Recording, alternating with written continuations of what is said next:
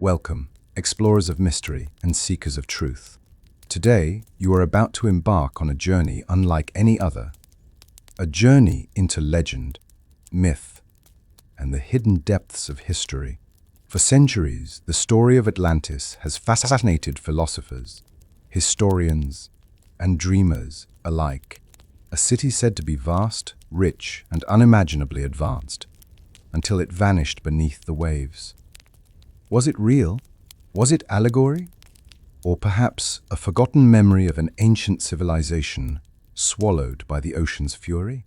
In this video, we will dive deep into the origins of the Atlantis legend, tracing it back to Plato's writings, following its echoes through countless cultures, and examining the evidence left behind. But this is not only a story about ruins and relics. It is about human imagination, ambition, and the eternal quest for hidden truths. So, sit back, open your mind, and prepare to travel with me into uncharted waters, where history, myth, and mystery converge. Together, we will unlock the secrets of the Lost City of Atlantis. Imagine a city of crystal towers, golden temples, and technology so advanced it feels like magic. Now, imagine it all vanishing in a single night of fire and water. What if that city wasn't a myth, but a memory of something real? Subscribe for more history, like and comment if you believe history should never be forgotten, and share to spark a conversation about the lessons we must learn from the past. This is not myth, this is history. And it begins here, Lacaned. The story of Atlantis begins not in the depths of the ocean, but in the heart of ancient Greece. Around Samnite liquors BCE, the great philosopher Plato sat with his students in Athens, weaving a tale so powerful that it would echo through history. For millennia, he spoke of a city greater than any other, rich in gold, shimmering with marble temples, filled with canals, towers, and warriors of unmatched strength. A city of wisdom and power, yet doomed by its own pride. The Plato did not claim the story as his own invention. He attributed it to Solon, the famous Athenian lawgiver, who, during his travels in Egypt, had spoken with priests in the Temple of Sias. These priests revealed a memory, long kept in their records, of a mighty island beyond the Pillars of Hercules, the Strait of Gibraltar, an island that commanded the seas, ruled vast lands, and threatened the very freedom of the ancient world. Atlantis, they said, was no ordinary kingdom. It was a continent of wonders, divided into rings of land and sea, with bridges, harbors, and palaces that rivaled the imagination. Its people were strong, but their hearts grew corrupt. They sought to dominate not only neighboring lands, but even Athens itself. The gods, angered by their arrogance, struck them down in a single terrible night of earthquakes and floods. The island sank beneath the ocean, vanishing forever. For Plato, Atlantis was more than just a myth. It was a lesson, a warning about the dangers of human pride and ambition. Yet, over time, scholars, explorers, and dreamers ask the same question. Was he recounting an allegory, or was he preserving a memory of a real, lost civilization? As we begin our journey, we return to that moment in Athens, the first telling of Atlantis. The candlelight flickers on Plato's face, his eyes alive with intensity as he speaks. His students lean forward, captivated, their minds ignited with wonder. None of them know that his words will spark centuries of debate, exploration, and endless searching. From this moment, the legend awakens. The legend of Atlantis did not end with Plato's words. Instead, it spread like ripples on water, carried through centuries, whispered across cultures, and woven into the myths of distant lands. Though no one can prove that these stories all point to the same lost city, the echoes are hauntingly familiar. In Egypt, Long before Plato's time, priests recorded tales of a great flood that swallowed civilizations whole. They spoke of divine punishment, of cities erased from the world so swiftly that only fragments of memory remained. Were they recalling the same event? In Mesopotamia, the story of the Great Flood appeared again. The Epic of Gilgamesh tells of a hero who survived a cataclysm that wiped out kingdoms. Later, the biblical tale of Noah echoed this same catastrophe. Could Atlantis have been one of those drowned civilizations, remembered differently by different peoples? In South America, the ancient Maya and Inca spoke of ancestors who arrived from across the sea after their homelands were destroyed.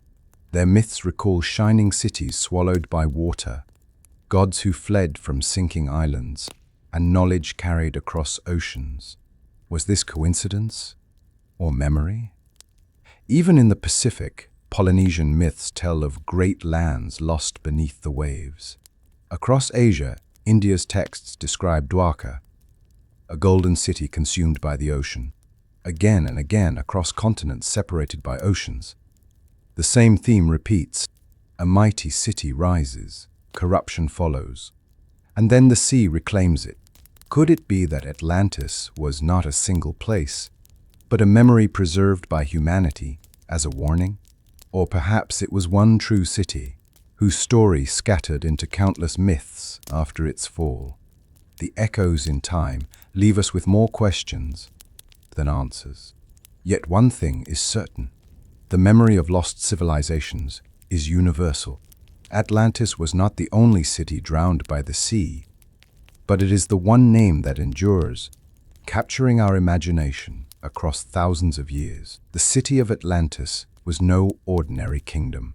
According to Plato's description, it was a golden empire, wealthy beyond imagination, powerful beyond comparison, and built with a brilliance that defies time. The Atlanteans, descendants of the god Poseidon and mortal women, lived in a land overflowing with resources.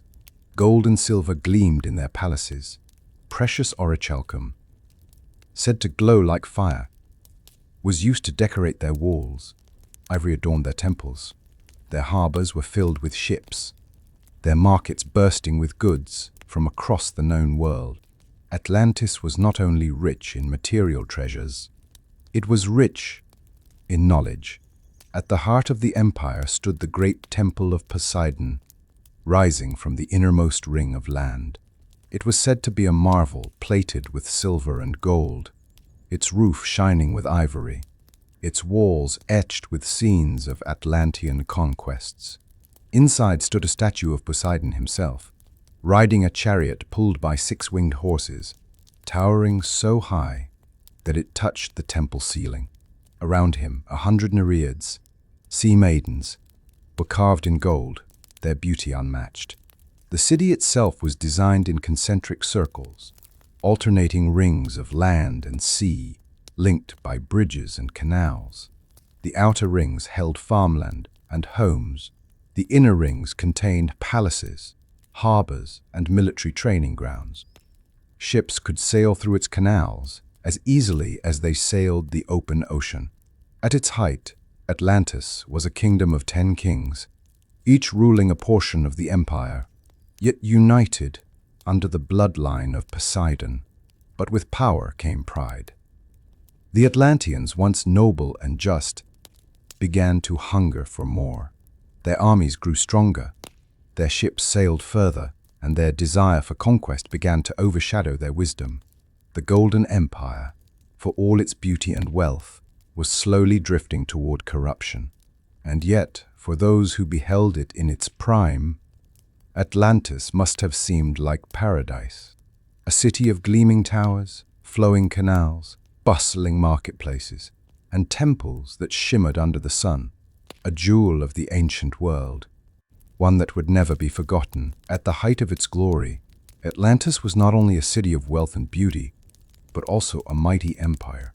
Its influence stretched across seas and continents, commanding respect and fear in equal measure. But power has a way of changing hearts. What began as a kingdom guided by wisdom and justice soon became a civilization consumed by ambition. The 10 kings of Atlantis, descended from Poseidon's bloodline, had once ruled with fairness. They honored the gods, respected the laws, and sought balance in all things. Yet as their wealth grew, so too did their pride.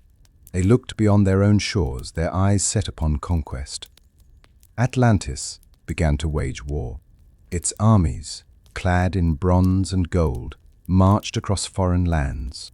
Its navy, vast and unchallenged, ruled the seas with fleets that could darken the horizon. Kingdom after kingdom fell under Atlantean control. And with each victory, the hunger for power grew stronger. The people, once humble, embraced arrogance. Markets overflowed with treasures from conquered lands. Palaces rose higher, glittering with jewels stolen from abroad. The Atlantean kings, once brothers in unity, began to quarrel over land, wealth, and power. The empire, outwardly strong, was beginning to rot from within. And yet, even as their pride swelled, the gods watched. In the myths, it is said that Zeus himself gathered the gods of Olympus to pass judgment on Atlantis. He looked down upon the once noble people and saw corruption. The Atlanteans had turned away from virtue, choosing greed, domination, and pride. The seeds of downfall had been planted, though Atlantis still shone like a jewel of the world. Its fate was sealed, for when pride grows unchecked, destruction always follows. This was the turning point. The empire that once promised harmony was on the path to ruin. The pride of Atlantis had grown too great. Its kings, once noble rulers blessed by the gods, had turned away from wisdom. Their hearts had been corrupted by greed, their empire driven by conquest. The once golden city now reflected arrogance more than virtue. And the heavens were watching. High upon Mount Olympus, Zeus gathered the gods. His thunderous voice echoed across the halls of eternity. He spoke of the Atlanteans, once a people of balance and harmony, now lost in the pursuit of domination. They have forgotten justice, he declared. They have abandoned humility. Their arrogance has poisoned the world. Let us judge them. The gods sat in silence, their faces grim. Poseidon, father of Atlantis, looked upon his children with sorrow. They had been gifted paradise, yet they had twisted it into tyranny. The vote was cast, and the sentence was decided: Atlantis must fall. And so the wrath of the gods descended. The skies darkened over Atlantis. Storm clouds gathered where once there had been clear blue heavens. The sea, once calm, began to stir with a growing fury. The ground beneath the Atlantean streets trembled, as if the earth itself recoiled at their arrogance. Temples shook, towers cracked, and canals overflowed as the island's foundations groaned. Panic spread through the people as lightning tore across the sky. Priests begged for mercy, kings shouted orders in desperation, and soldiers raised their shields against a storm. No weapon could defeat Ace. The judgment of the gods had begun. This was not the end of a war. It was the end of a civilization. The great empire that once believed itself eternal now stood on the edge of destruction. The wrath of the gods would be swift, final, and unforgettable. The final night of Atlantis had come. The skies raged with thunder, the seas roared with fury, and the earth shook beneath the feet of the once mighty empire. The judgment of the gods was no longer a warning. It was a sentence being carried out. Across the city, chaos reigned. Towers that had stood for centuries crumbled like sand. Bridges connecting the great concentric rings snapped in two, plunging soldiers and citizens into the canals below. The golden temple of Poseidon, pride of Atlantis, shuddered as its marble pillars cracked, its roof splitting apart. Flames erupted in the marketplaces as lightning struck, setting the city ablaze even as waves rose higher and higher. Families fled through the streets, clutching children, crying out in terror. Merchants abandoned their treasures, soldiers dropped their weapons, priests tore their robes and screamed prayers into the storm. All the wealth, all the power, all the pride of Atlantis meant nothing now. The ocean itself had turned against them. Walls of water rose above the harbor, crashing down with unstoppable force. Ships were lifted like toys, shattered against stone walls. The canals overflowed, swallowing homes and marketplaces in seconds. The ground split open, swallowing entire districts whole before slamming shut again. In the innermost ring, the kings of Atlantis gathered one final time, their golden crowns glinting weakly in the storm's glow. They shouted, argued, and blamed each other for the disaster, but their words were drowned by the thunder of collapsing stone. Their empire was ending, and they could do nothing to stop it. At last, the great island trembled one final time. With a deafening roar, Atlantis began to sink. Piece by piece, its towers, its temples, its ships, and its people vanished beneath the rising sea. The fires were extinguished, the cries silenced, the pride of an empire erased in a single night. When the storm cleared, there was nothing left but endless ocean. No shining towers, no golden temples, no voices of kings or priests. Atlantis was gone, swallowed by the waves, consigned to myth and memory. The city that believed it could rival the gods had been claimed by the sea forever. When the sea swallowed Atlantis, its memory did not vanish completely. Fragments of its story drifted across lands and centuries, carried by survivors, or perhaps preserved by those who had always known. One of the most enduring echoes of Atlantis comes from Egypt, where ancient priests guarded secrets older than Greece itself. In the Temple of Sais, nestled along the Nile, Egyptian priests spoke of a time when the world was reshaped by floods and fire. Their knowledge stretched back thousands of years, written on papyrus scrolls and carved into stone. When Solon, the great Athenian statesman, visited Egypt centuries before Plato, the priests told him a tale of a great island beyond the Pillars of Hercules. They spoke of a civilization rich in power and wisdom, yet corrupted by pride. Its people grew arrogant, seeking to dominate the world. The gods punished them with storms, quakes, and waves until the island sank into the sea. Solon listened in awe, recording every word, though he would never complete his writings.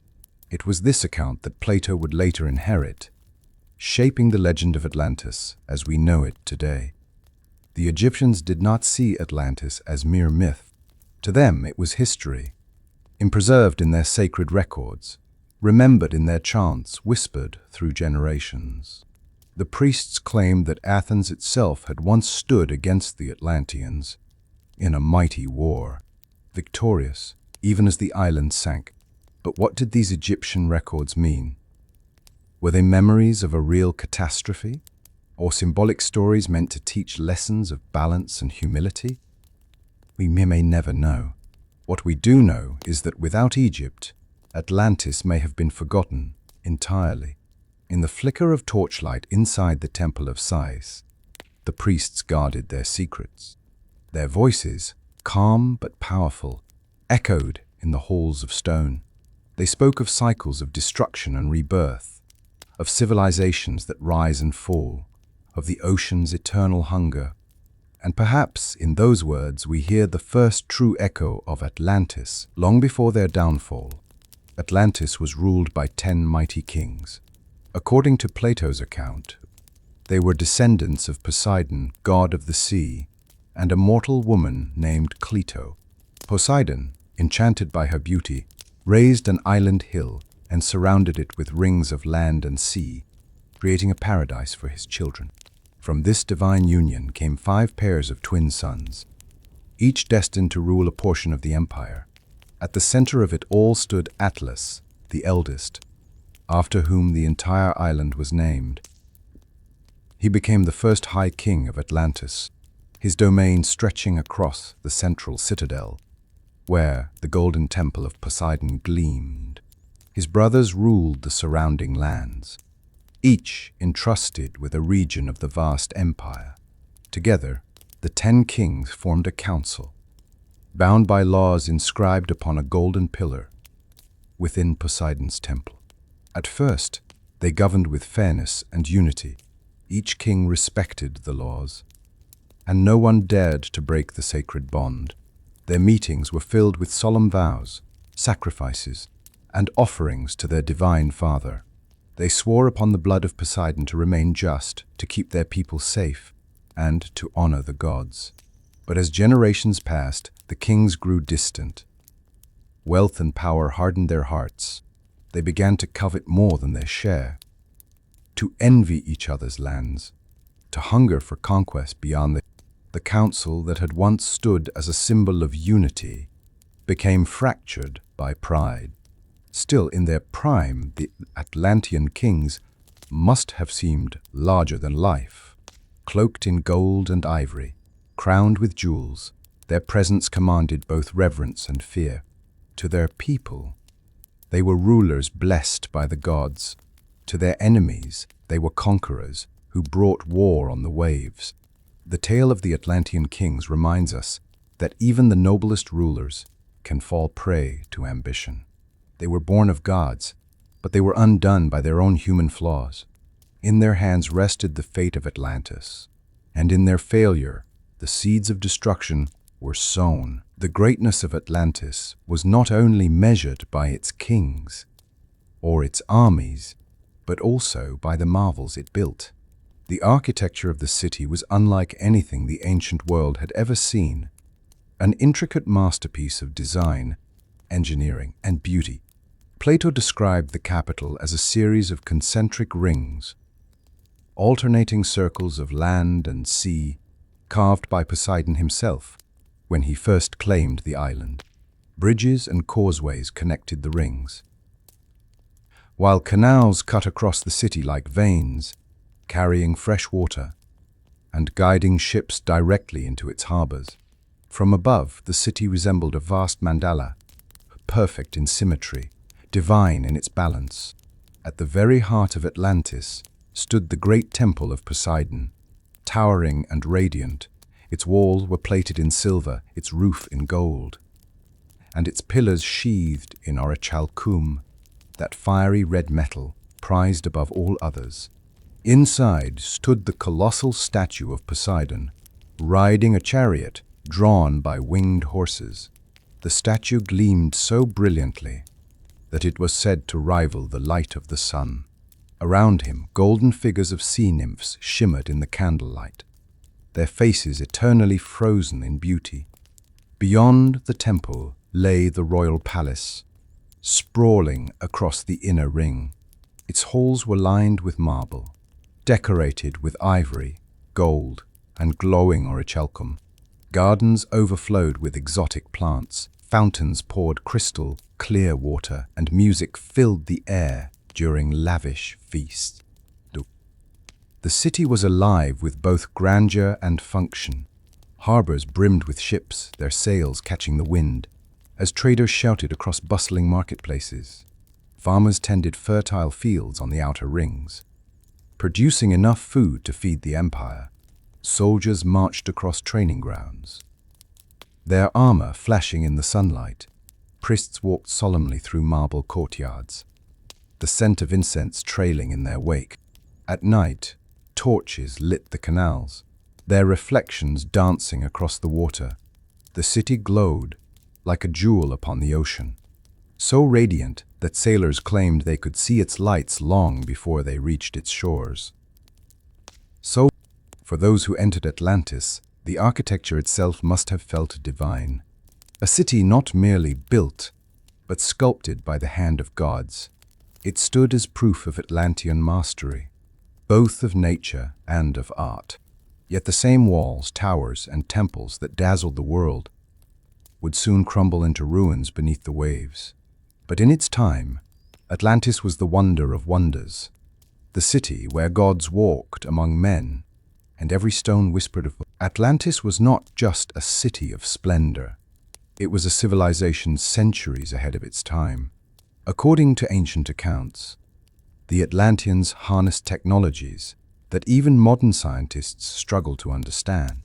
Their knowledge of engineering, water control, and energy sources made the city both beautiful and functional, a fusion of art and science. Unlike anything the world had seen, the concentric rings of the city were more than aesthetic. They were technological marvels. Canals and bridges allowed ships to navigate seamlessly between rings.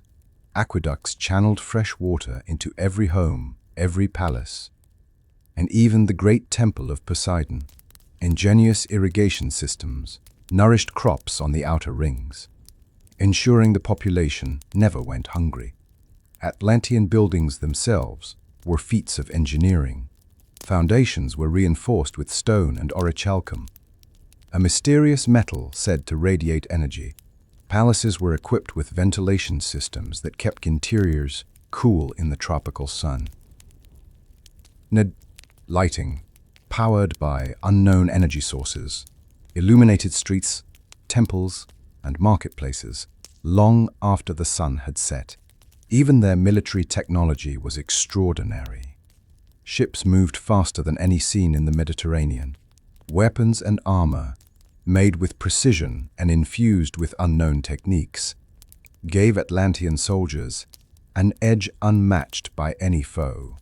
Some scholars even speculate that Atlanteans developed machines capable of harnessing energy from crystals, creating power that could move water, illuminate holes, or even create forceful vibrations, perhaps the very forces that would later contribute to their downfall. But technology was not limited to practicality. Atlantean engineers and scholars explored knowledge for art, beauty, and discovery. Floating gardens, intricate statues, and moving fountains all demonstrated the Atlanteans' ability to blend engineering with aesthetics. Every structure, every artifact, was a testament to their genius. It was this combination of beauty, intellect, and power that made Atlantis legendary. The city was more than an empire. It was a vision of what human civilization might become when guided by wisdom and innovation. Yet, as history would show, even the greatest technologies cannot save a civilization blinded by pride and ambition. Atlantis's machines and marvels, powerful beyond imagination, became silent witnesses to the city's ultimate fate. Today, all that remains are echoes, stories, myths, and scattered artifacts, hinting at what once was. Among the marvels of Atlantis, none were more mysterious or more revered than the legendary crystal of power. According to ancient accounts, this enormous crystal was embedded in the heart of the central temple, radiating light and energy across the city. Its glow was said to power fountains, illuminate halls, and even enhance Atlantean technology in ways we can barely imagine today. The crystal was more than a tool. It was a symbol of divine blessing. Some stories suggest that Poseidon himself placed the crystal there, a conduit between the mortal realm and the divine, granting the Atlanteans knowledge, strength, and prosperity. Its light shone like the sun through the temple's golden roof, reflecting off the orichalcum walls and casting shimmering patterns across the canals and courtyards. Scholars and priests alike guarded it fiercely, knowing that the city's power flowed from its presence. Engineers drew energy from its brilliance, powering machinery that moved water, lifted gates, and operated the city's incredible devices. Soldiers received enhanced strength and precision through its energy, while kings used it to maintain the harmony and order of the empire. But as with all power, the crystal had a danger. Legions whispered that those who misused it, who allowed greed, pride, or ambition to corrupt their hearts, would invite catastrophe. And indeed, As the Atlanteans grew arrogant, their dependence on the crystal became a symbol of hubris rather than wisdom. The very source of their greatness would witness their downfall. Visitors to the temple would describe it as a glowing heart at the city's center, a radiant gem that pulsed with life. The Atlanteans themselves treated it as sacred, performing rituals and ceremonies to honor its light. Every corner of Atlantis seemed to shine under its influence, a city literally and figuratively powered by its brilliance. Though Atlantis has vanished beneath the waves, legends of the crystal persist. Some claim fragments may remain in sunken ruins, still glowing faintly after millennia. Others speculate that its energy was absorbed back into the earth or sea. A lost technology, forever beyond human reach. The crystal of power remains one of the greatest mysteries of Atlantis. A symbol of achievement, ingenuity, and the peril of misused power, Atlantean warriors were the backbone of the empire, the protectors of its wealth, technology, and power. From a young age, Atlanteans were trained in combat, strategy, and discipline. Their armor, crafted from bronze and orichalcum, shimmered like sunlight on water, reflecting both strength and sophistication. The warriors were not mere soldiers. They were masters of both land and sea, trained to march across vast city streets, traverse the concentric canals, and command the ships of Atlantis. They were unmatched in agility and strategy. Spears tipped with orichalcum could pierce shields and armor alike, while bows and catapults defended the city's harbors against intruders. Their training extended beyond the physical. Discipline, loyalty, and wisdom were drilled into every soldier. Atlantean warriors practiced in golden halls, running drills that combined acrobatics, swordsmanship, and the innovative use of crystal-powered machines. They were scholars as much as fighters, understanding the mechanics of war, as well as its ethics. The warriors elevated.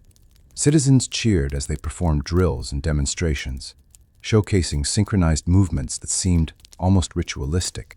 Their presence was a symbol of the city's power, both to inspire the people of Atlantis and to intimidate any would-be invaders.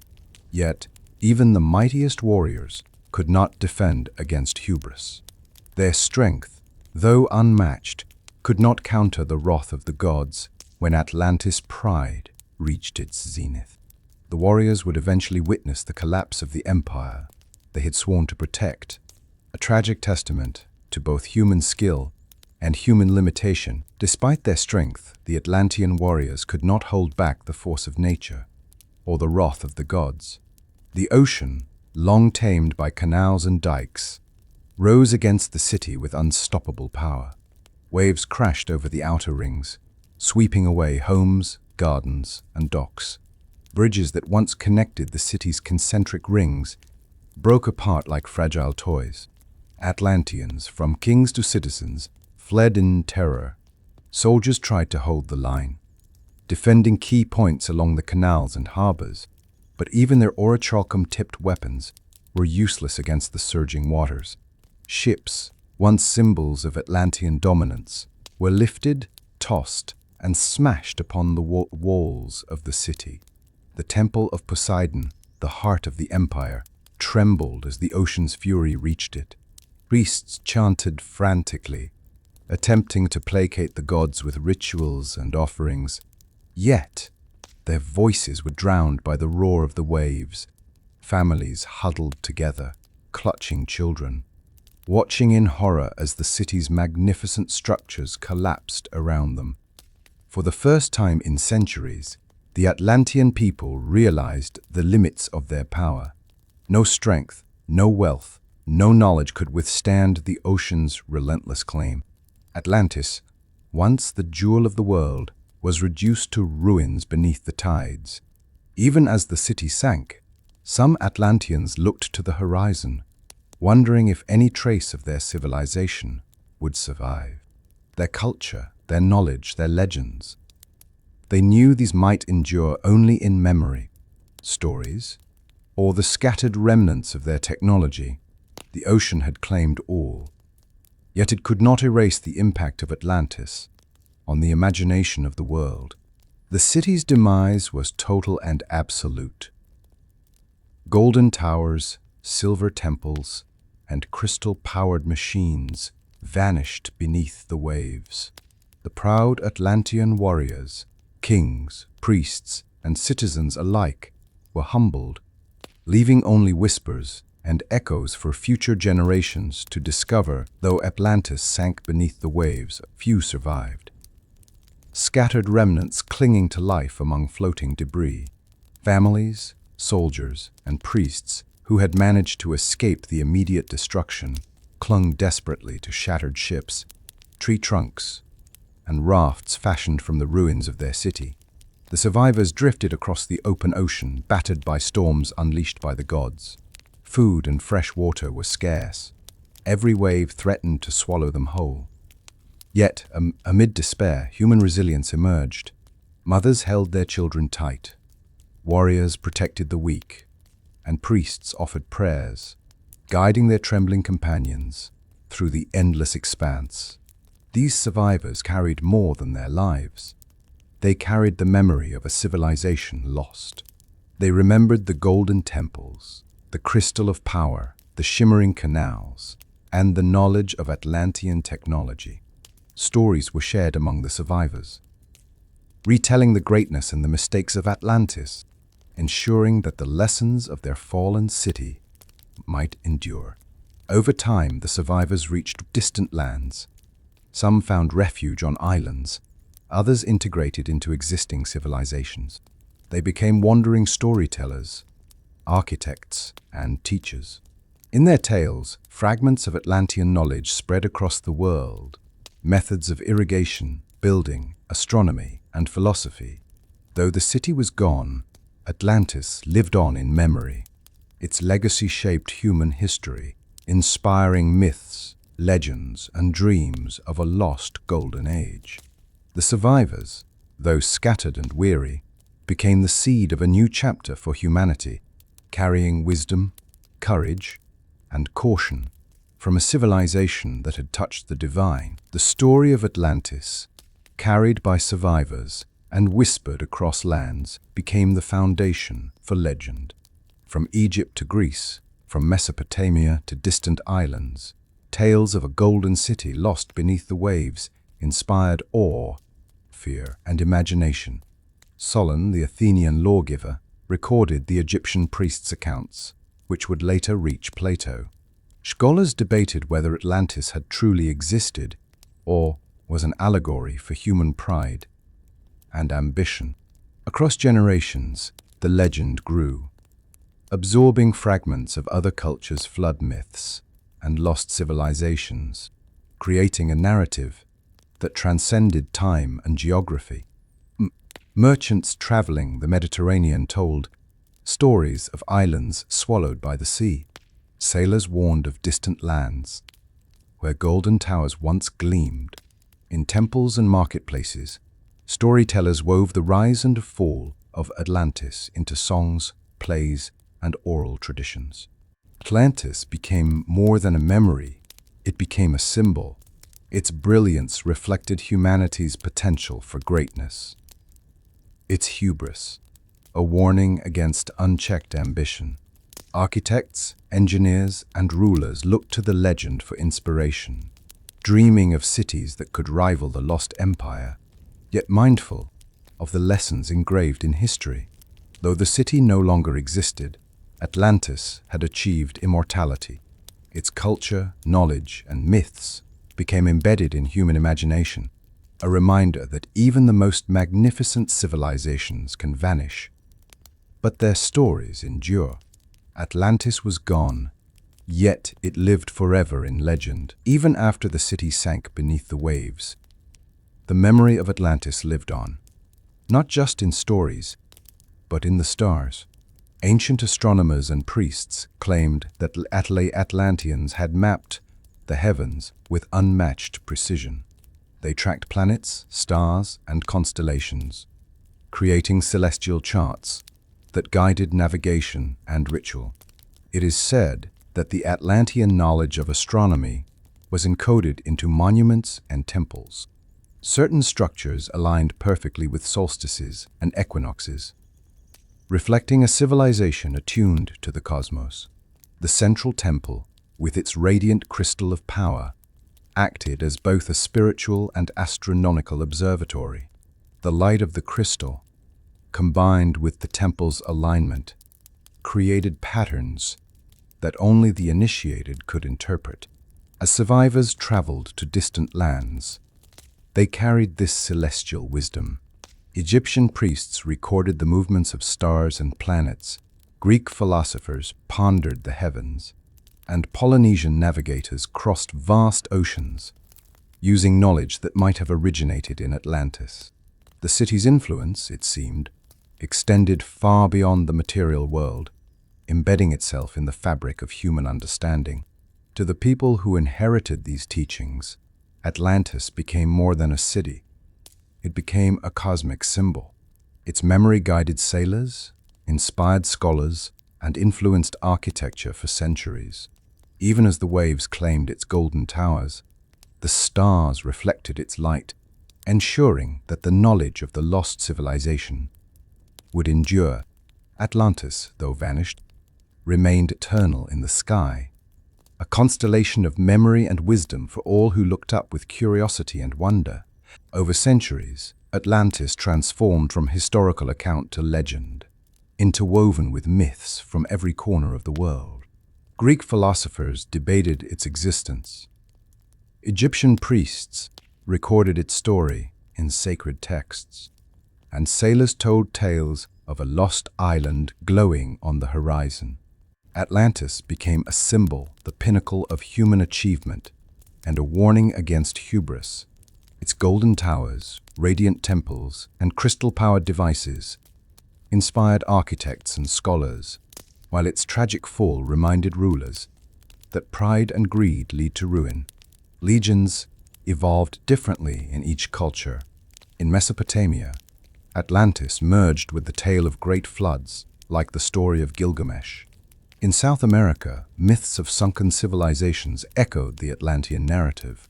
Speaking of shining cities swallowed by water, Polynesian navigators remembered lands lost to the ocean, blending reality and memory into navigational lore. Even Plato's dialogues, written centuries later, preserved the moral of the story. Atlantis became a mirror reflecting human potential and human folly, a civilization that reached extraordinary heights, but could not survive its own arrogance. The memory of Atlantis endured through oral traditions, architectural inspiration, and scattered artifacts. Its stories traveled with wandering survivors, influencing generations. Though its towers had sunk, its ideas floated across time, leaving footprints on history, art, and imagination. Atlantis became immortal, not as a city, but as a concept, a reminder that greatness demands wisdom, humility, and respect for the forces larger than oneself. Through myth and memory, the lost city lives on, inspiring generations to explore, create, and dream. Atlantis was more than technology and power. It was a city of unparalleled art and culture. The people celebrated creativity in every aspect of life, from architecture and sculpture to music, dance, and literature. Every canal, palace, and temple reflected a dedication to aesthetics, blending functionality with beauty. Atlantean artists used orichalcum and gold to create intricate mosaics that told stories of gods, kings, and heroic deeds. Sculptors carved statues of divine beings, warriors, and mythical creatures, their forms so lifelike that they seemed ready to step from stone into reality. The walls of temples were adorned with murals depicting epic tales, while the city's gardens overflowed with exotic plants arranged in patterns inspired by sacred geometry. Music filled the streets, Musicians played flutes, lyres, and percussion instruments, blending harmonies that celebrated the sea, the wind, and the city itself. Festivals were grand spectacles, combining dance, theatre, and ceremonial rituals that honored Poseidon and the Atlantean heritage. Citizens participated eagerly, dressed in vibrant robes, their jewelry and ornaments catching the sun's light. And equally important, scholars debated ethics, astronomy, and engineering in open-air forums, while children were trained in arts, mathematics, and combat. Atlantis was a place where intellect, creativity, and spirituality coexisted, forming a civilization that inspired awe in all who beheld it. Even as the city's pride grew, its cultural achievements remained extraordinary. These artistic and intellectual legacies would survive the city's fall, carried by survivors and etched into myths and legends that would inspire future generations. Atlantis celebrated its unity and achievements with grand festivals, the most magnificent of which was the Great Atlantean Festival, held annually at the central temple and the surrounding plazas. The festival honored Poseidon, the city's rulers, and the ingenuity of its citizens. During the festival, streets overflowed with citizens clad in ceremonial robes, adorned with gold, jewels, and vibrant colors. Music filled the air, blending rhythms of percussion, strings, and wind instruments. Dancers performed choreographed movements, imitating waves, sea creatures, and heroic deeds of kings and warriors. The fountains and canals were illuminated by crystal-powered lights, casting shimmering reflections across marble walls. Engineers and artists collaborated to create temporary displays, moving statues, floating lanterns, and mechanical marvels that amazed spectators. Every corner of the city was transformed into a theater of wonder, showcasing the ingenuity, wealth, and creativity of Atlantis. Feasts were laid across long tables in the plazas.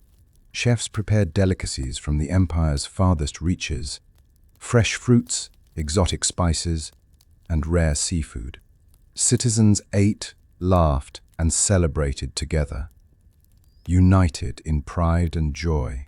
Priests led rituals to honor Poseidon, offering prayers and blessings, ensuring that the gods' favor continued to shine upon the city. The festival was also a time of storytelling. Elders recounted heroic deeds, the wisdom of past kings, and lessons learned from the city's history. Children listened wide-eyed, absorbing culture, ethics, and artistry, preparing to carry the legacy of Atlantis forward. For a moment, the city appeared immortal, a gleaming jewel of the ocean, filled with life, beauty, and harmony.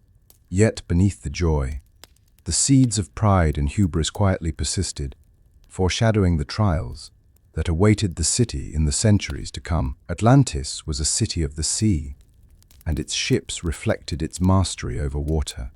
The Atlanteans built vessels unlike any others of their time, sleek, durable, and imbued with engineering marvels that allowed them to navigate the open ocean with precision.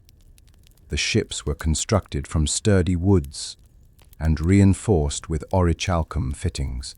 Their sails bore symbols of the city's crest, shimmering gold and silver threads catching the wind.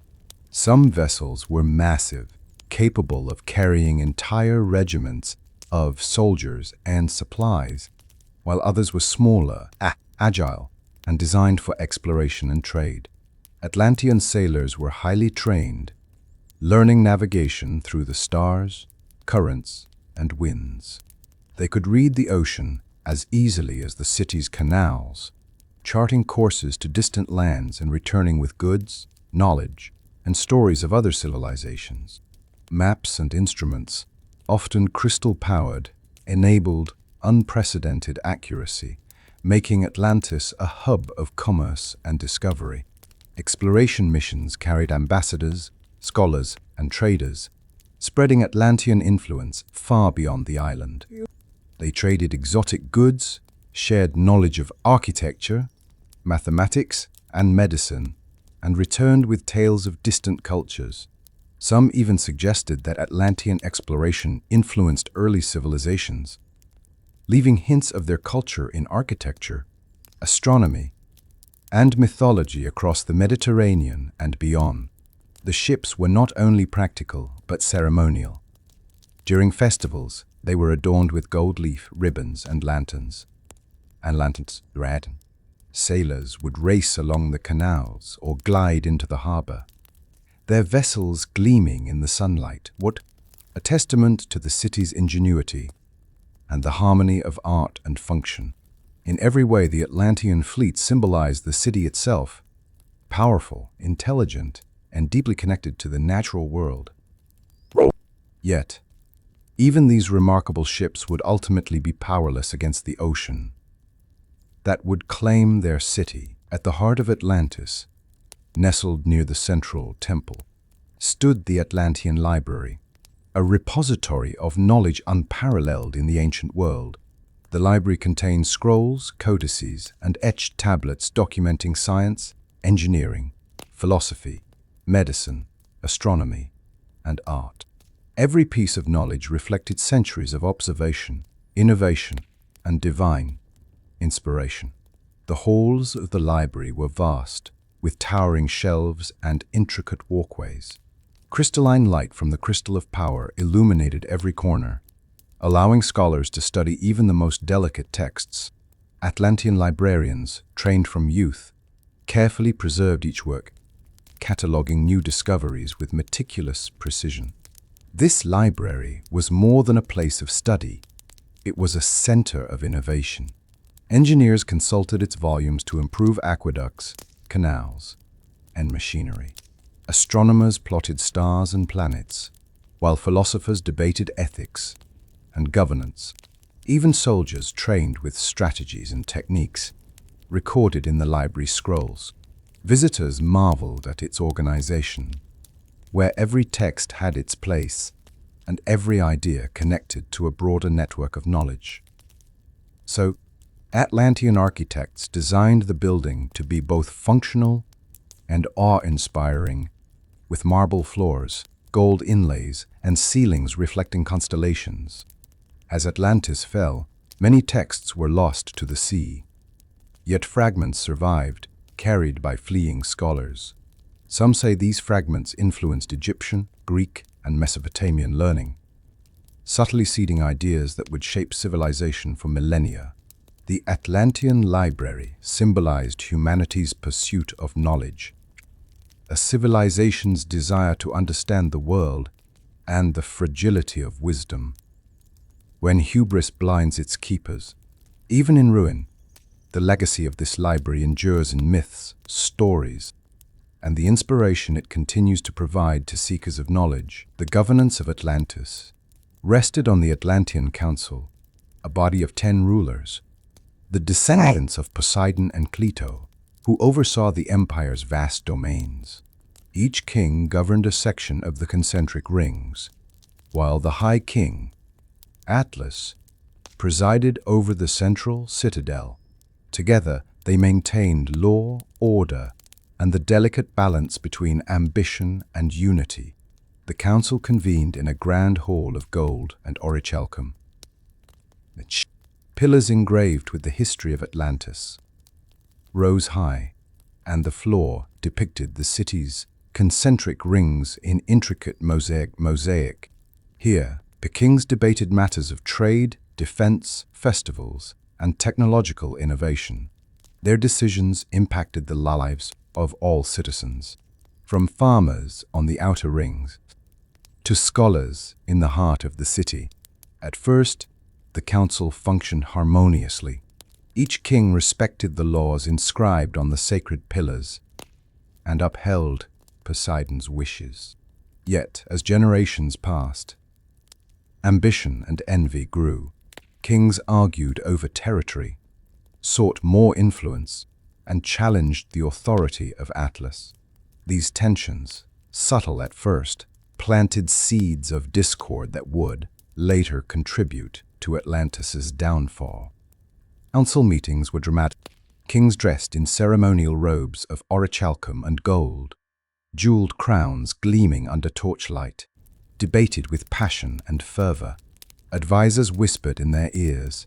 Scribes recorded every word, and citizens outside the hall waited anxiously for decrees. The council was both a symbol of unity and a stage for power struggles. The Atlantean Council exemplified the civilization's brilliance and its vulnerabilities. Decisions made within the hall shaped a civilization that could build wonders, navigate seas, and explore the heavens, but could not ultimately escape the consequences of pride and ambition. Among the many sacred texts preserved in Atlantis, one prophecy stood above all: the prophecy of Poseidon. Inscribed on a golden pillar in the central temple, it foretold the rise, pride, and eventual fall of the island. The prophecy spoke of a city blessed by the gods, a civilization of unparalleled wisdom, art, and power. It warned that arrogance, greed, and defiance of divine order would invite catastrophe.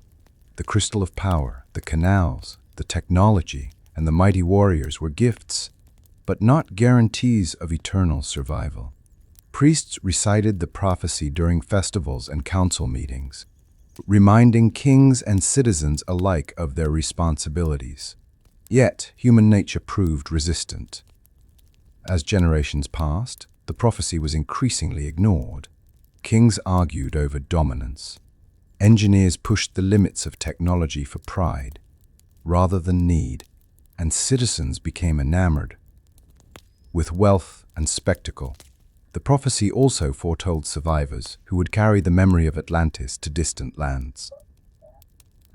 It promised that though the city might vanish beneath the waves, its knowledge, art, and legacy would endure in stories, inventions, and dreams. This part of the prophecy comforted the priests, who believed that even in destruction, the wisdom of Atlantis would illuminate the world. The words carved in gold became both warning and legacy. They encapsulated the dual nature of the Atlantean civilization, its brilliance and its hubris, its achievements and its fragility. The prophecy's echoes could be felt in every decision, every innovation, and every festival. A reminder that greatness demands humility.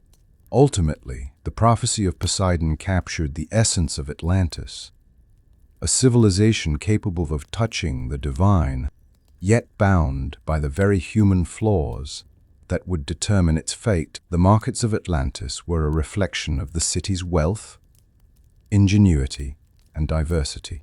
Situated along the canals of the inner and outer rings, they bustled with activity from dawn to dusk.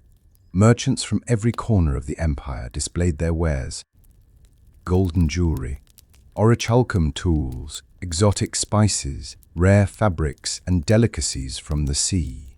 Vendors shouted over the hum of the crowd, their voices blending with the sounds of children laughing.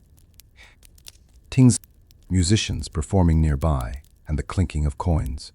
Bridges spanning the canals were lined with stalls, creating a lively tapestry of commerce and culture. Watercraft ferried goods directly from the harbors, allowing seamless trade between traders and citizens. Markets were also hubs of knowledge. Scholars debated mathematics and astronomy while observing merchants' calculations. Engineers demonstrated new mechanisms and tools, inspiring young apprentices to innovate. Festivals often began in the markets, where music, dance, and theater performances showcased the city's creativity. Atlantean society valued fairness and quality. Traders adhered to strict codes of ethics, and buyers were discerning, examining wares with a practiced eye. This system created a thriving economy that supported innovation, culture, and the city's grandeur. Even in ordinary life, the markets reflected Atlantis' identity. They were vibrant, structured, and alive with the interplay of commerce, culture, and community. Each day in the market was a celebration of human achievement, a microcosm of the city's brilliance, ingenuity, and connection to both land and sea. The Atlantean Academy was the pinnacle of education and intellectual pursuit. Located near the central temple, it welcomed students of all ages to study philosophy, mathematics, engineering, astronomy, medicine, and art. The academy represented Atlantis' belief that knowledge and wisdom were essential for personal growth and societal prosperity. Classrooms were open and airy, with sunlight streaming through crystal windows. Scrolls, tablets, and instruments were available for hands-on learning. Teachers, masters of their disciplines, guided apprentices in experiments, debates, and practical applications. Students learned to blend creativity with logic, imagination with precision, preparing them to contribute to the city's greatness. The academy also encouraged exploration. Astronomy students observed the stars atop the temple terraces. Engineers experimented with mechanisms inspired by water and wind, and artists created mosaics, sculptures, and performances that reflected both the natural and spiritual world. Education at the academy was holistic. Scholars were trained not just in knowledge, but in ethics, responsibility, and leadership. They studied the prophecy of Poseidon and learned that wisdom must be tempered with humility. Those who graduated became the architects, engineers, philosophers, and leaders who carried Atlantis' brilliance forward. The academy was a hub of collaboration. Citizens, scholars, and even visiting dignitaries attended lectures, shared ideas, and witnessed demonstrations. Its halls resonated with curiosity, debate, and discovery, embodying the intellectual heart of Atlantis. In the heart of Atlantis, spirituality and reverence for the gods were central to daily life. The city was dotted with magnificent temples, each dedicated to Poseidon, the sea, and the divine forces that guided the Atlanteans. These sacred sites were architectural marvels, blending art, geometry, and divine symbolism. The largest temple, dedicated to Poseidon himself, rose above the central citadel. Its golden spires and orichalcum accents shimmered in the sunlight, while intricately carved reliefs depicted the history of Atlantis, gods and legendary heroes. Inside, the crystal of power radiated light, believed to connect mortals with the divine. Priests conducted ceremonies with precision, performing rituals to honor Poseidon, bless the city, and ensure harmony with the sea. Citizens attended festivals, processions, and offerings, carrying gifts, chants, and prayers. Temples were not just spiritual centers. They were hubs of knowledge, guidance, and community. Atlantean spirituality was intertwined with science and art. Observatories were built atop temple terraces, blending astronomy with divine worship. Gardens surrounding the temples reflected sacred geometry and natural harmony, demonstrating a civilization attuned to both the cosmos and the earthly realm. Temples also served as moral anchors. Priests reminded kings, warriors, and citizens of the prophecy of Poseidon, emphasizing humility, wisdom, and respect through rituals, teachings, and festivals. Spirituality guided the people of Atlantis, inspiring achievements while cautioning against arrogance. Even in the city's final days, temples remained sanctuaries of reflection, prayer, and hope. Though the waves would eventually engulf Atlantis, its spiritual legacy endured in stories, symbols, and the hearts of its surviving people. Despite its splendor, Atlantis was not immune to external threats. Rival kingdoms, envious of its wealth and power, occasionally attempted to breach its defenses. The city's warriors, engineers, and technology were always prepared for siege, blending strategic brilliance with the marvels of Atlantean invention. Walls of orichalcum and bronze encircled the city's concentric rings, reinforced by crystal-powered energy barriers. Soldiers trained relentlessly, ready to defend every bridge, canal, and tower. Siege engines, catapults, and boats armed with advanced weaponry awaited the approach of invaders. Atlantean leaders coordinated defenses from the citadel, utilizing maps, crystal-powered signaling devices, and strategic planning. Warriors patrolled the walls, ready to repel attackers, while engineers monitored mechanisms that could raise gates, flood channels, or launch countermeasures. During one infamous siege, invaders advanced under the cover of night. Atlantean sentinels spotted them, raising alarms that echoed through the city. Soldiers engaged in intense combat, using spears tipped with orichalcum and crystal-enhanced weaponry. Engineers activated defensive devices, hurling projectiles and releasing barriers that slowed enemy forces.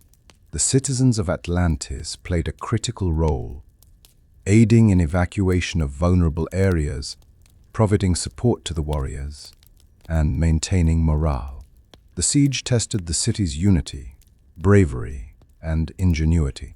Though the attackers were eventually repelled, the battle foreshadowed the vulnerability that pride and overconfidence could bring.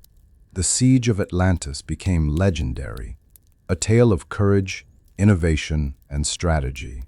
It demonstrated that even the mightiest civilization must respect both external threats and internal cohesion.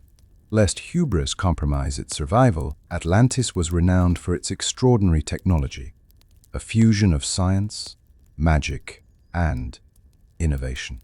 The city's engineers harnessed the power of orichalcum, a mysterious metal capable of conducting energy, to create machines that seemed almost miraculous. Crystals amplified energy, powered devices, and illuminated the city with a soft, ethereal glow. Transportation was revolutionized. Canals were navigated by self-propelled vessels. Bridges adjusted automatically to water levels, and pulley systems lifted heavy materials with ease. Engineers designed crystal-powered energy sources that lit streets, temples, and workshops without fire. Mechanisms for irrigation and agriculture ensured the outer rings flourished, sustaining the population efficiently. Atlantean military technology was equally advanced. Spears and blades infused with orichalcum pierced armor effortlessly, while crystal cannons and defensive barriers protected the city.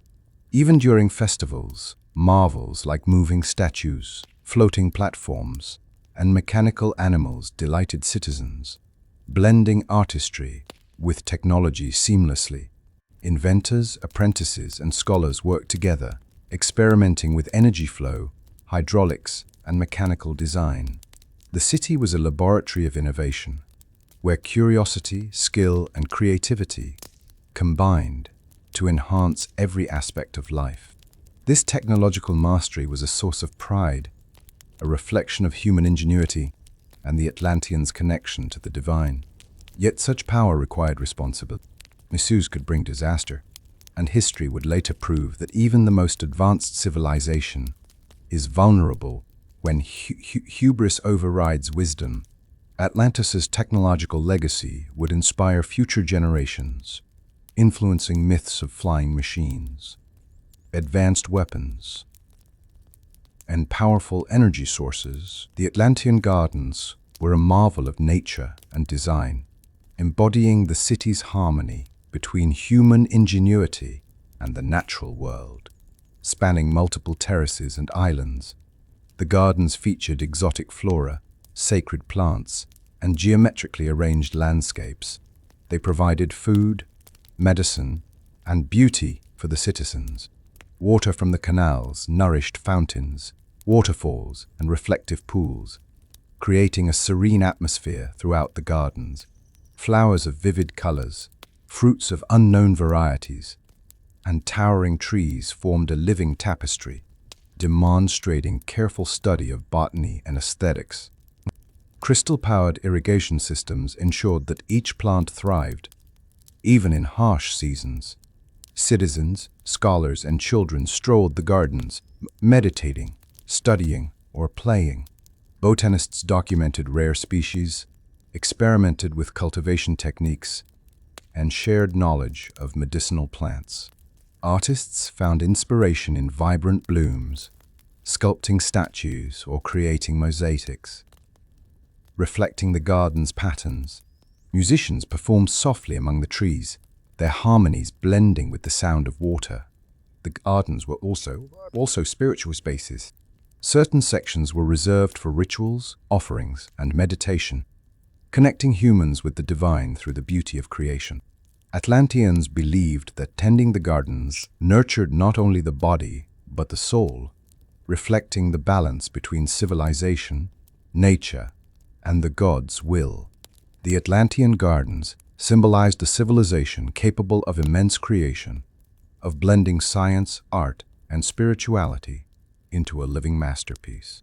Even after the city's fall, survivors carried seeds, knowledge, and stories of these gardens to distant lands, leaving echoes of their ingenuity and beauty across the world. Atlantis celebrated its connection to the cosmos with the festivals of light, held at the peak of each season. These festivals illuminated the city with crystal-powered lanterns, glowing bridges, and floating orbs, creating a breathtaking spectacle visible from every ring. Citizens gathered along canals and plazas, dressed in radiant robes woven with golden threads. Musicians played harmonious melodies, while dancers performed choreographed routines that mirrored the movement of the sun, moon, and stars. The crystal of power at the central temple radiated beams of light, casting ethereal reflections across water, marble, and gold. The festivals were both spiritual and scientific. Astronomers aligned lanterns and light patterns to celestial events, celebrating solstices, equinoxes, and the appearance of certain constellations. Priests conducted rituals, blessing the city and offering prayers for prosperity, wisdom, and protection. Food stalls and market areas overflowed with delicacies from every corner of Atlantis. Citizens exchanged gifts, shared stories, and participated in games and performances. The festivals were moments of unity, where all classes of society, kings, scholars, artisans, and children, celebrated the brilliance of their civilization together. These festivals of light exemplified the Atlanteans' mastery of art, science, and culture. The city glowed with pride, innovation, and divine reverence. Visitors from distant lands marveled at the spectacle, inspired by the harmony between human ingenuity and natural beauty. Even as shadows of hubris began to appear, the festivals served as reminders of the city's ideals: enlightenment, harmony, and the enduring pursuit of knowledge and beauty. Atlanteans did not limit their mastery to the surface. Explorers, engineers, and scholars ventured into the depths of the surrounding oceans, seeking knowledge of the unknown, the secrets of marine life, and the treasures hidden beneath the waves. Submersible vessels, crafted from orichalcum and reinforced crystal, allowed explorers to descend safely into deep trenches. Lights powered by crystals illuminated underwater caverns, revealing luminous plants, rare minerals, and creatures never before seen by humans. Atlantean naturalists documented every discovery, sketching, measuring, and cataloging life forms for study and inspiration. The Atlantean Navy aided these missions, providing protection against sea creatures and ensuring safe navigation. Scholars studied currents, tides, and water pressure, designing vessels capable of enduring extreme depths. Engineers experimented with buoyancy, propulsion, and crystal-powered energy to optimize exploration. These expeditions were not purely scientific. They also had spiritual significance. Priests interpreted the depths as Poseidon's domain, believing that underwater exploration honored the god and revealed insights into his divine power. Offerings and prayers accompanied every descent, blending knowledge and reverence. Exploration of the depths advanced Atlantean understanding of the natural world, navigation, and technology. It inspired myths, instruments, and architectural designs that reflected the ocean's patterns, influencing both art and science. Even in the distant future, stories of Atlanteans exploring the ocean's mysteries would become legendary, blending truth and myth. Atlantis's exploration of the depths exemplified its thirst for knowledge, courage, and reverence for the unknown. It reflected the city's enduring spirit to seek understanding, to respect the divine, and to push the boundaries of what civilization could achieve. The warriors of Atlantis were not only skilled in combat, but trained as symbols of discipline, courage, and honor. From a young age, Atlantean children underwent rigorous training that combined physical endurance, tactical strategy, and mastery of crystal-enhanced weaponry. Training grounds spanned the city, from the inner rings to platforms overlooking the central canals. Exercises included archery, spear drills, hand-to-hand combat, and naval maneuvers. Warriors learned to navigate canals swiftly, utilize defensive mechanisms, and coordinate attacks with precision. Their movements reflected the harmony between mind, body, and the environment. Combat drills often took place in simulated siege scenarios. Warriors practiced defending bridges, repelling invaders, and coordinating in tight formations. Crystal-powered weapons and shields allowed them to adapt to the city's advanced technology, blending tradition with innovation. The discipline and valor of Atlantean warriors were legendary. Tales of their heroism spread across neighboring civilizations, inspiring respect and fear. Their training represented the city's dedication to protection, innovation, and the preservation of its culture and values. Preservation, the Atlantean Observatory was the pinnacle of astronomical study, a monument to the city's curiosity and intellectual pursuit. Positioned atop a central temple terrace, it allowed astronomers, scholars, and priests to observe the heavens with unparalleled precision. Telescopic instruments, some crystal-powered, tracked planets, stars, and celestial events. Rotating platforms and precise markers aligned with solstices, equinoxes, and planetary movements. Observers recorded patterns, predicted eclipses, and studied the cosmos to guide navigation, agriculture, and spiritual rituals. Aced. The observatory was a hub of collaboration. Scholars, apprentices, and priests worked together, combining mathematical calculations, empirical observation, and philosophical interpretation. Celestial charts were meticulously created, mapping constellations, tracking planetary orbits, and linking astronomical patterns to seasonal cycles. Children apprenticed under masters, learning both scientific methodology and the spiritual significance of the stars. They traced constellations with fingers, calculated distances, and observed phenomena with fascination. Priests conducted ceremonies to honor Poseidon and the divine forces connected to the heavens, blending science with ritual. The Atlantean Observatory represented the city's synthesis of intellect, spirituality, and innovation. It was a beacon of curiosity inspiring generations to seek understanding beyond the visible world. Even after Atlantis vanished beneath the waves, its astronomical insights influenced other civilizations, shaping myths, calendars, and navigation techniques for centuries. Beyond the grandeur of temples and libraries, Atlantis housed the Atlantean Archives, a secure and sacred repository of knowledge, recording the city's history, inventions, and secrets. Hidden beneath the central temple, it was designed to withstand time and disaster, a vault for the wisdom of generations. The archives contain scrolls, codices, engraved tablets, and crystal data stores documenting science, engineering, medicine, architecture, and magic. They also held records of diplomatic missions, battles, and explorations, preserving the achievements and mistakes of the city. Atlantean scholars believed that understanding the past was crucial for guiding the future. Access was tightly controlled. Only the most trusted priests and scholars could enter, guided by precise rituals and protective mechanisms.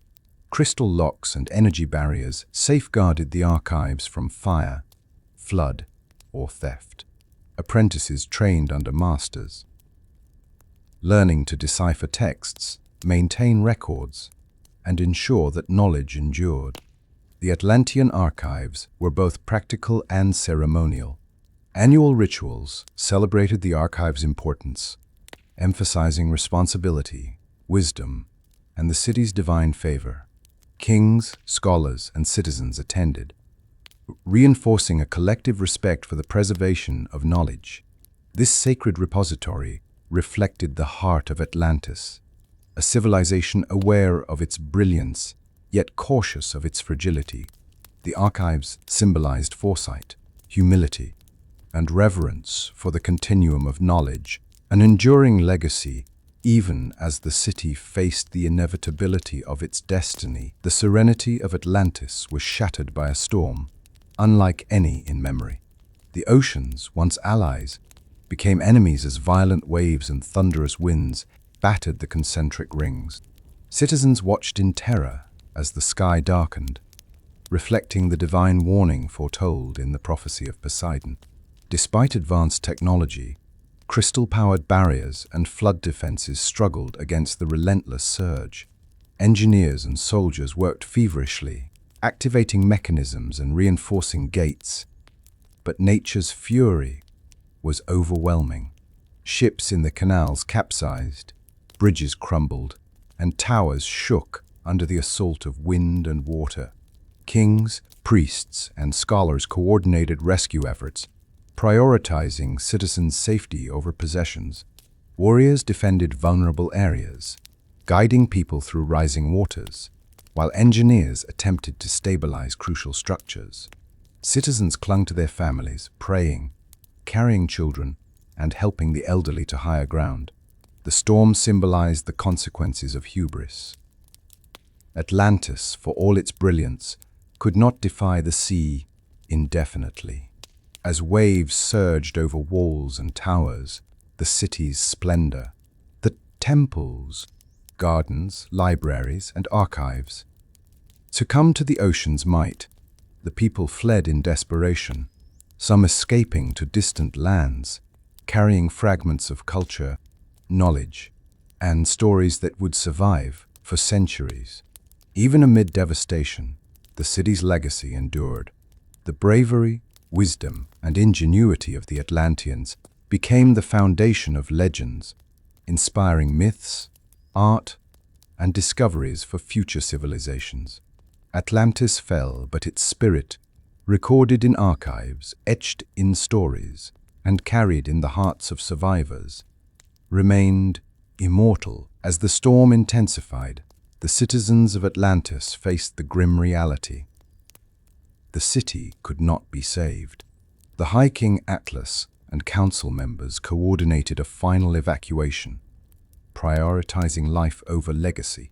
Boats were launched along the canals, guided by crystal-powered lights, piercing the stormy night. Families huddled together, clutching belongings and scrolls. Scholars carried fragments of the archives and sacred texts. Warriors formed protective lines, ensuring that citizens could reach the outer rings and boats safely. Priests offered prayers, blessing each vessel as it departed into the turbulent sea. The evacuation was chaotic, yet organized. Bridges collapsed, waters rose faster than anticipated, and debris floated through the canals. Still, courage prevailed. Citizens, guided by leaders and warriors, navigated through the destruction. Even children were instructed on survival, carrying knowledge, hope, and stories for future generations. This night marked both loss and perseverance. Atlantis's physical structures would vanish, but the spirit bravery, and knowledge of its people would endure. Each boat that departed was a vessel of survival, carrying the seeds of culture, wisdom, and the enduring legacy of a civilization that had once touched the divine. The concentric rings of Atlantis, once symbols of harmony and civilization, began to collapse one by one. Outer rings cracked under pressure, inner canals overflowed, and buildings sank into the ocean. Citizens watched in horror as bridges and towers crumbled into the churning waves. Engineers and scholars attempted to stabilize structures, but even their genius could not counter the overwhelming force of nature. Crystal barriers faltered, gates buckled, and orichalcum walls were swallowed by the sea. The city's architectural wonders, from gardens to temples, vanished beneath the waves in a symphony of destruction. Amid the chaos, acts of heroism emerged. Warriors rescued trapped citizens, scholars saved precious scrolls, and families held together as they fled the collapsing structures. The city's fall was tragic, yet dignified, a testament to the courage and unity of its people in their final hours. So, the central temple, housing the crystal of power and sacred texts, was the last bastion of the city. High priests, kings, and scholars gathered to protect what they could. Rituals were performed to preserve the divine essence and honor Poseidon. As waves breached the temple, priests carried sacred artifacts to smaller vessels, while kings oversaw evacuation and blessed the people. The crystal of power glowed fiercely, illuminating the chaos and serving as a beacon of hope amidst destruction. The temple collapsed last, a dramatic symbol of the fall. Yet even in ruin, it symbolized devotion, wisdom, and the eternal legacy of Atlantis. The surviving Atlanteans sailed to distant lands, carrying fragments of knowledge, culture, and sacred artifacts. Scholars taught new civilizations, warriors provided protection, and priests shared spiritual guidance. The legacy of Atlantis spread across the world. Myths, inventions, architectural inspiration, and stories of courage became embedded in human history. Though the city beneath the waves was lost, its spirit lived on through survivors and the seeds they planted. Atlantis became legend. Its story traveled across generations, inspiring awe and imagination. Though lost beneath the sea, its knowledge, art, and wisdom lived on, shaping myths, science, and human creativity. The Atlanteans' courage, innovation, and spiritual devotion remained timeless lessons. Greatness requires humility. Knowledge must be preserved, and the human spirit endures even in the face of catastrophe. Atlantis is more than a city. It is an idea, a reminder of what civilization can achieve when intellect, artistry, and reverence for the divine are united. Its echoes resonate in our stories, our inventions, and our dreams, immortalized forever. Thank you for joining this journey into the lost city of Atlantis. You've witnessed the grandeur of its temples, the brilliance of its technology, the beauty of its gardens, and the courage of its people. Atlantis was more than a city. It was a civilization of dreamers, thinkers, warriors, and explorers, striving to understand the world and honor the divine. Its story reminds us that greatness comes with responsibility. Knowledge and power must be balanced with humility, wisdom, and compassion. Though Atlantis fell beneath the waves, its legacy lives on through the knowledge it shared, the courage it inspired, and the imagination it sparked in generations to come. May the tale of Atlantis encourage you to explore, create, and preserve the wonders of your own world. Remember that even in the face of challenges, the human spirit endures, building bridges between knowledge, art, and hope. Atlantis may have sunk into legend, but its lessons, beauty, and inspiration remain eternal, carried forward by every dreamer who dares to look beyond the horizon.